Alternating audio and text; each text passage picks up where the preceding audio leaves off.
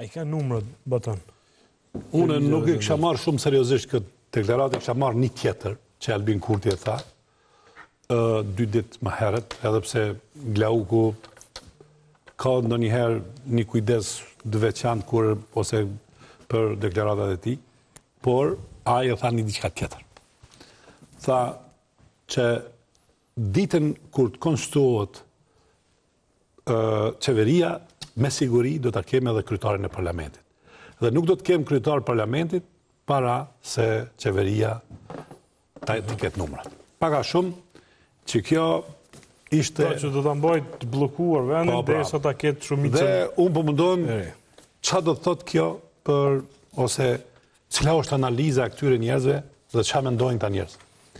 Por janë 2 ngjarje para se të ndodhë kjo. Një janë zgjedhjet lokale, edhe zgjedhja e presidentit vitin tjetër.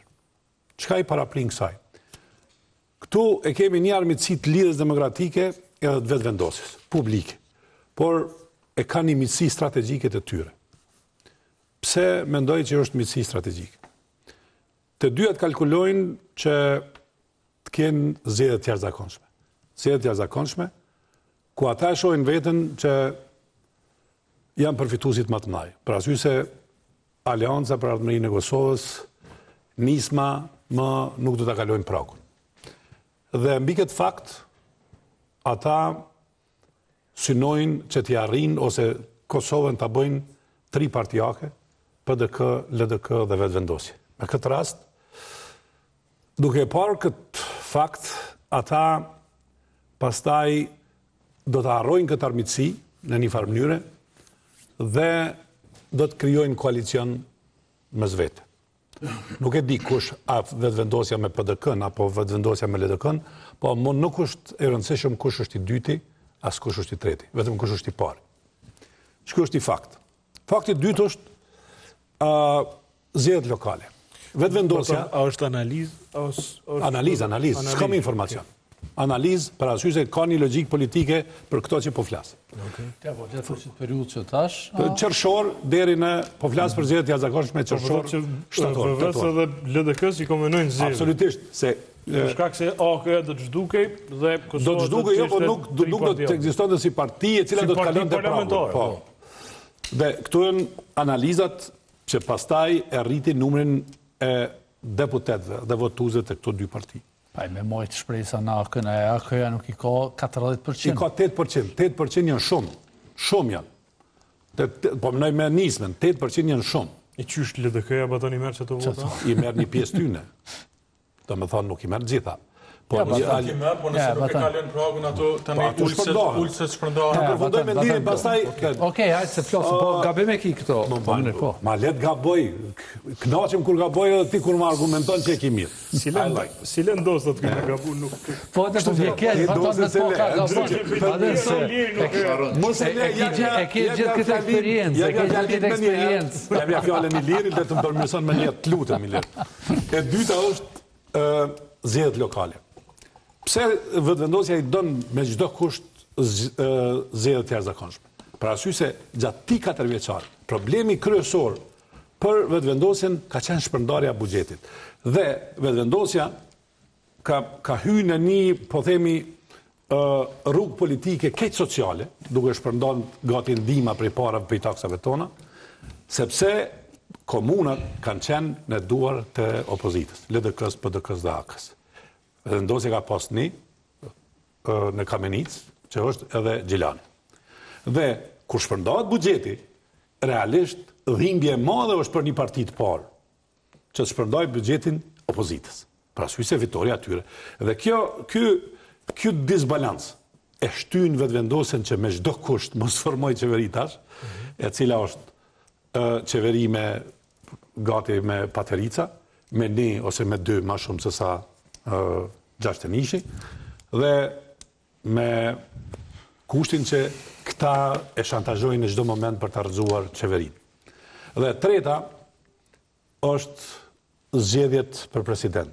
Nëse mbahen zgjedhjet e jashtëzakonshme, të 2 partitë të cilat bëjnë koalicion, se më fjala hajvan nuk do të ekzistojë, do krijohet një miqësi tjetër, të 2 partitë që e krijojnë koalicionin, do ta kenë pazare edhe presidentin. Kush do që jenë? Do me thonë, ato parti që bojnë koalicion, zgjedhet edhe presidentin. Dhe në fund, pse s'ka presion ndërkombëtar? Pra arsye se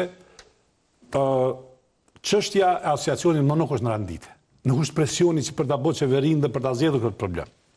Dhe ka ik larg çështja e asociacionit për shkak të problemeve të Bashkimit Evropian serioze me Serbinë, që nuk po interesohen më për asociacionin, për arsye se Serbia tash e ka prek vetëm Zemër s'ka kërkush me bëu presion. Dhe e dyta, jo veç që s'ka presion. Në ambasadët amerikane që rojetin aty kërkush. S'është puna e ambasadës amerikane, se çështja është te Bashkimi Evropian. Asociacioni është brenda ligjit evropian, por ajo që është më rëndësi që zgjedhjet janë edhe në Serbi, në qershor. Dhe askush s'merret me do. Nëse këto pika, mozaikut, i bashkojnë, unë nuk shoh asnjë arsye që të ketë qeveritash. Që të ketë qeveritash. Okej. Guxim që me ka bërë një batoni, një përmbledhje asaj se çfarë ka ndodhur. Po, edhe unë dëgjosh mbeta pa e ditë a ka me pas qeveri. S'ka me pas. Batoni po a ka me pas. Unë e lash mendimin tëm. Zgjedhje të më shumë zgjedhje se sa qeveri batoni. Paka shumë prapë. Si një titull kështu portali. Po s'po shoh logjik politike, se jo në rregull. Dorën zemër, natyrisht, unë nuk mendoj që edhe ata që duhet mu marrë me këtë punë e kanë ndonjë haber. E harrova këtë fjalitur. Saktë. Qysh ka me qenë për shembull 2 javë fshijarshëm. Mendoj që na e kemi fillu shpërbërjen e një shoqënie që bazohet në rregulla. Edhe kemi fillu me shpërbër shoqëninë që bazohet në kontratë shoqënore. Edhe njëherë ma herët kom pas tonë s'po di mas pari pse majmë zgjedhje, që besa nuk e di edhe pse na vyn kuvendi, edhe qarta zi po shihet që na mundë me jetu edhe pa qeveri për një kohë pa caktume. Që sa kohë na kemi bo, qysh me thonë, kemi bo hajgare me dokumentet që e përcaktojnë mënyrën që shoqënia duhet mu sill.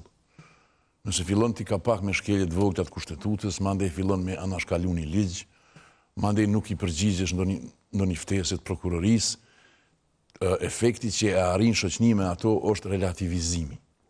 Pra ti e relativizon diçkafin që i shdesh të jetë rend shoqënor.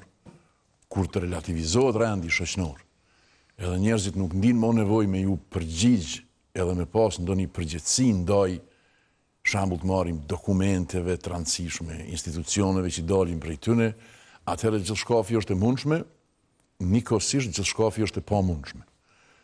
Tash na jetojmë në një mes kohë, ku një farë interregnum, ku gjithë shkafi është nikosisht e mundshme, pra mund të ketë qeveri, po nikosisht mund të ketë edhe zgjedhje.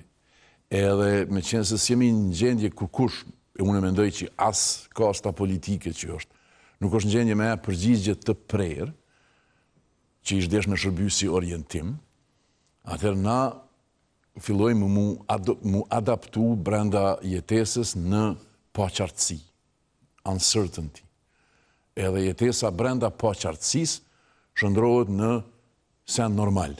Unë besoj që na jetojmë në një formë paqartësisë që sa vite, po sidomos periudhën e fundit, na e kemi arrit qëllimin që gjithë shkafin ku na jetojmë me e shndrun të paqartë.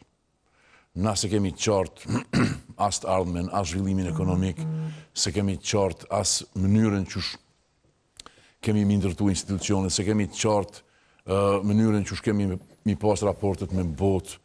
Pra në fund e kemi arrit një situatë kur paqartësitë bëhen pjesë e jetës.